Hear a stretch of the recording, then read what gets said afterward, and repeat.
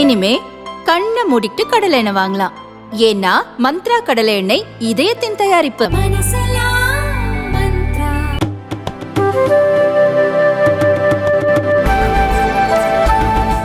நடைபெற்று கொண்டிருக்கின்ற நாடாளுமன்ற தேர்தலில் முதல் கட்ட வாக்குப்பதிவாக நமது தமிழகத்தை பொறுத்தவரை 39 தொகுதிகளிலும் இன்று வாக்குப்பதிவு துவங்கி இருக்கின்றது.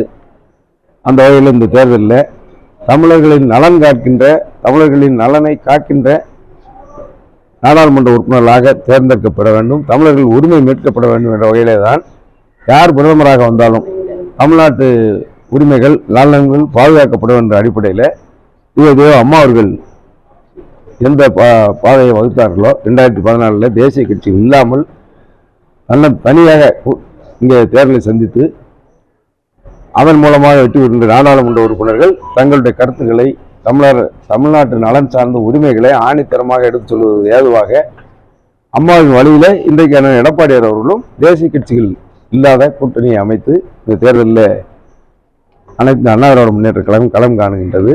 அந்த வகையில் இந்த தேர்தல் மிக முக்கியமான தேர்தலாக தமிழ்நாட்டு மக்கள் நலன் சார்ந்த கூட்டணி என்று சொன்னால் அது அனைத்து இந்த அண்ணா திராவிட முன்னேற்ற கழகம் தான். மற்ற கூட்டணிகள் ஏதாவது தேசிய கட்சியை சார்ந்திருக்கின்றன.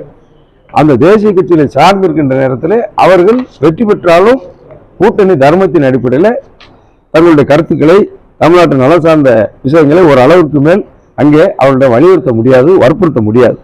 அந்த நிலைப்பாட்டில் தமிழ்நாட்டு மக்கள் 2020 பெரிதும் வரவேற்று இந்த முடிவை பரிச்சார்த்தமாக அம்மா அவர்கள் 2014 எடுத்த நேரத்தில் 99% மக்கள் 99% வெற்றியை மக்கள் வாக்களித்தார்கள். 39 இடங்களில் 37 இடங்களில் வெற்றி பெற்றோம்.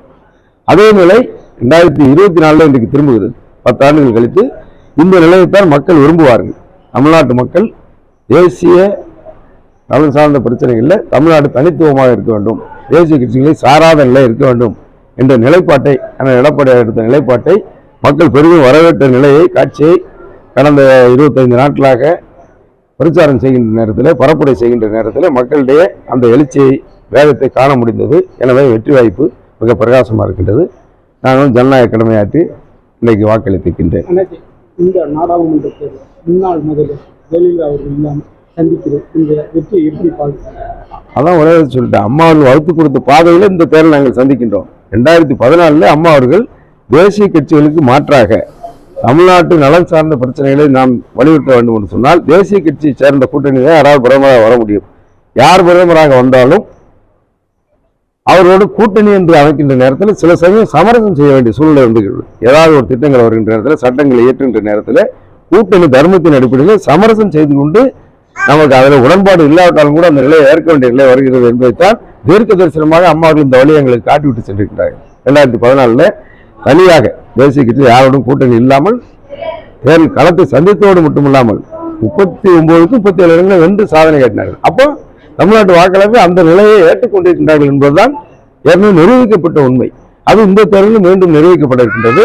அந்த வகையில் 2014 பெற்ற வெற்றி நிச்சயமாக இந்த தேர்தலில் அனைத்து அண்ணா திராவிட முன்னேற்ற கழகத்துக்கு எதிரொலிக்கும்.